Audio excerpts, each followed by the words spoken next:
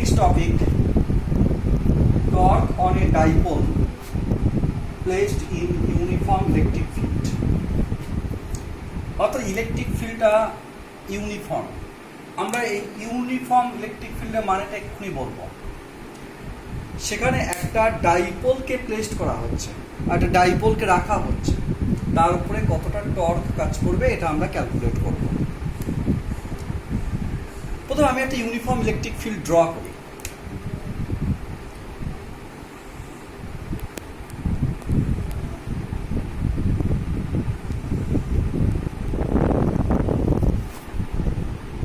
এই দেখো, এই তিনটে প্যারালাল লাইন দিয়ে আমরা ইলেকট্রিক ফিল্ডকে রিপ্রেজেন্ট করলাম।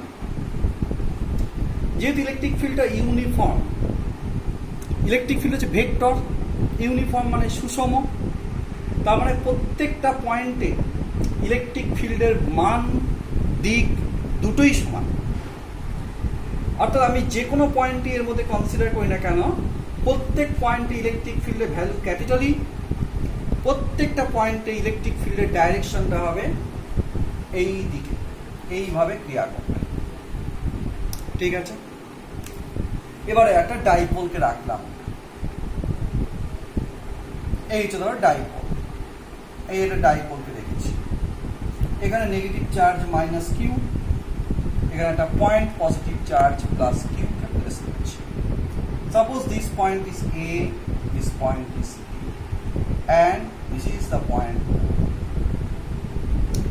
ফার্স্টে ইলেকট্রিক ফিল্ড ভেক্টর তোমরা জানো, তার ডাইরেকশন কোন দিকে? এই যে direction, this is the direction of electric field.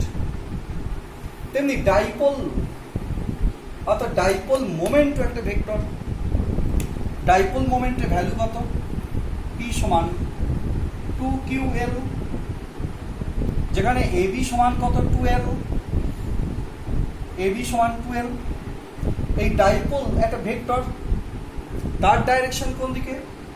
তার ডাইরেকশন তো আমরা জানি, এই যে নেগেটিভ চার্জ থেকে পজিটিভ চার্জের ডাইরেকশনে, this is the direction of the dipole. এই ডাইপোল ভেক্টরের ডাইরেকশন হচ্ছে। দেখো তাহলে electric field vector, dipole vector, এই দুটো ভেক্টরের মধ্যে অ্যাঙ্গেল কত? এই যে অ্যাঙ্গেল হচ্ছে থিটা। Theta clear? আমরা এবার দেখব এই ইলেকট্রিক ফিল্ড এই চার্জগুলোর উপরে কতটা করে ফোর্স অ্যাপ্লাই করছে। ইলেকট্রিক ফিল্ড মানে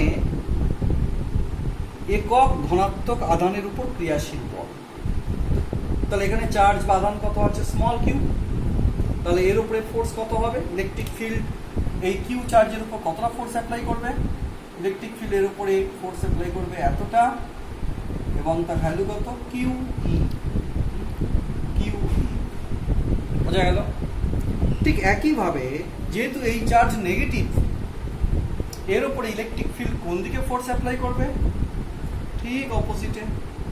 কত সেটা? ম্যাগনিটিউড কিন্তু q e. Clear? Q e, q e. লক্ষ্য করো এই দুটো ফোর্স কিন্তু পরস্পর সমান কিন্তু বিপরীত দিকে ক্রিয়া করছে।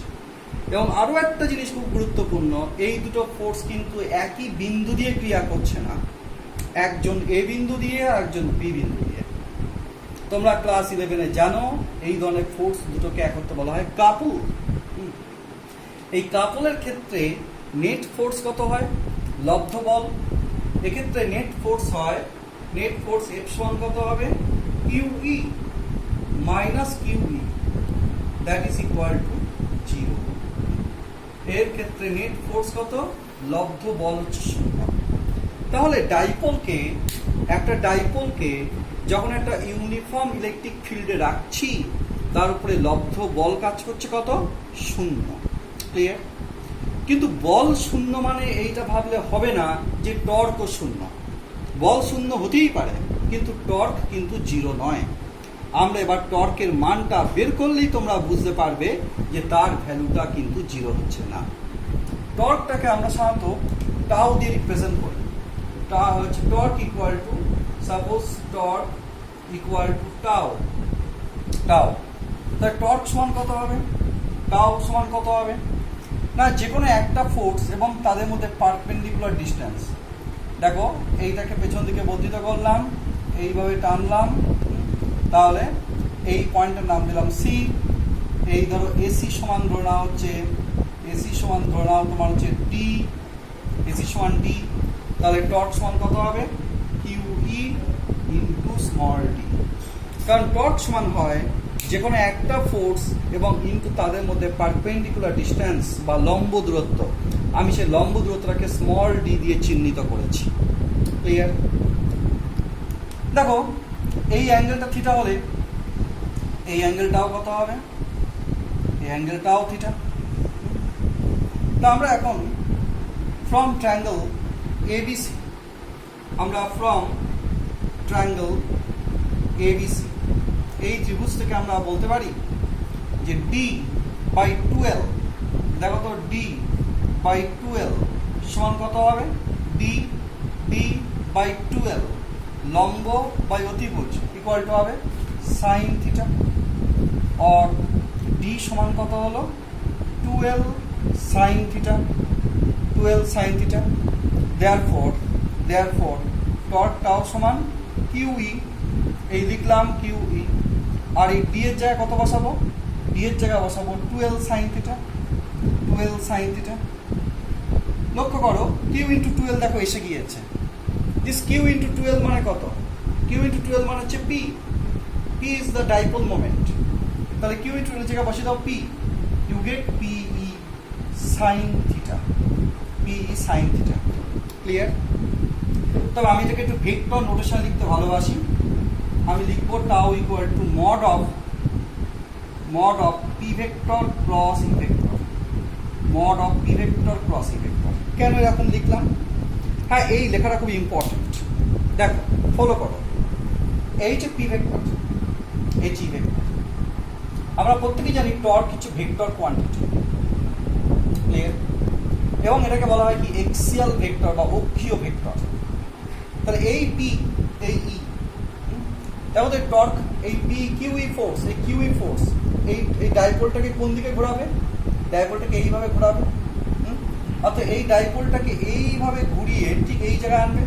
ক্লিয়ার? এইভাবে ঘোরাবে। তাহলে এইভাবে যদি ঘোরায় তাহলে টর্কের ডাইরেকশন কোনটা হবে? টর্কের ডাইরেকশনটা হবে এই যে এই ডাইরেকশনটা। অর্থাৎ আমি যে বোর্ডে ক্যালকুলেশন করছি, বোর্ডের উপর পারপেন্ডিকুলার হচ্ছে, দেখো outward perpendicular direction, not inward, outward perpendicular direction. এই দিকে কিন্তু নয়, এই দিকে কাজ করছে। বোঝা গেল? আবার দেখো এই পি ভেক্টর আর ই ভেক্টর, এই পি ক্রস ই করলে দেখো এইটা হচ্ছে টর্কের ডাইরেকশনটা হয় এই দিকেই হয় টর্কের ডাইরেকশন। তাই টাও ভেক্টর ইকুয়াল টু লিখতে হবে টাও vector equal to P vector cross E vector, P vector cross E vector. এটা কিন্তু খুবই গুরুত্বপূর্ণ। আমরা সাধারণত যখন ভেক্টর রূপ নিয়ে যখন ডিসকাস করি তখন ভেক্টরের মুশকিলটা হয় আমরা ই ক্রস পি না পি ক্রস ই গুলিয়ে ফেলি।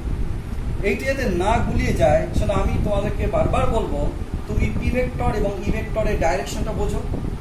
এই কিউই ফোর্স তাকে ডাইপোলকে কোন দিকে ঘোরাচ্ছে বোঝো। তোমার তাহলে কখনোই কিন্তু টর্কের ডাইরেকশন যে পি ক্রস ই, তাহলে তোমার কখনোই ভুল হবে না। ক্লিয়ার? আমরা এই টর্কের উপর আরেকটা জিনিস করে তারপরে স্টপ করবো। নেক্সট আমরা ক্যালকুলেশন করবো ওয়ার্ক ডান। নেক্সট আমরা ক্যালকুলেট করব ওয়ার্ক ডান বা কৃতকার্য। ধরো এই যে ডাইপোলটা আছে, এই যে ডাইপোল একটা ইউনিফর্ম ইলেকট্রিক ফিল্ড, আমি এর আগেও এঁকেছি, আমি এ পাশেও আঁকছি আবার। এই যে ইউনিফর্ম ইলেকট্রিক ফিল্ড ই আঁকলাম। এই ডাইপোলটা আমার এই মাইনাস এই পজিটিভ চার্জ, ডাইপোল ভেক্টর ডাইরেকশনটা হচ্ছে এইদিকে। This a P vector, E vector মধ্যে অ্যাঙ্গেল হচ্ছে থিটা। এর উপরে টর্ক কাজ করছে, এই কিউই ফোর্স তৈরি করছিল টর্ক। যে টর্কের মান টাও সমান কত? টাও সমান পি ই সাইন থিটা, এই আমরা পেয়েছি। দেখো টর্ক থিটার function, torque is the function of theta. Therefore theta change করলে টর্কের মান চেঞ্জ করবেই করবে। সুতরাং এক্ষেত্রে ওয়ার্ক ডান ক্যালকুলেট করতে গেলে আমাকে ক্যালকুলাস লাগাতেই হবে আমাদেরকে। দেখো যখন ও থিটা অ্যাঙ্গেল করে আছে, ওর উপর টর্ক হচ্ছে পি সাইন থিটা। আমি যদি ওই ডাইপোলটাকে ফার্দার ডি থিটা কোণে যদি তাকে ঘোরাই, তাহলে কতটা কার্য করতে হবে না, ওয়ার্ক ডান করতে হবে D W equal to tau into D theta, tau into D theta সমান সমান P E sine theta, P sine theta D theta. Clear? P sine theta D theta. তাহলে একে 0 থেকে থিটা কোণে ঘোরাতে গেলে কতটা ওয়ার্ক ডান করতে হবে, W equal to integration 0 to theta P E sine theta D theta. Clear? সমান সমান পিই বাইরে বের করে দাও, 0 to theta sine theta D theta সমান সমান P E minus cos theta, okay integrate করলে হয় 0 টু থিটা সমান সমান P E minus cos theta minus minus cos 0 that is plus cos 0 that is P E into 1 minus cos theta.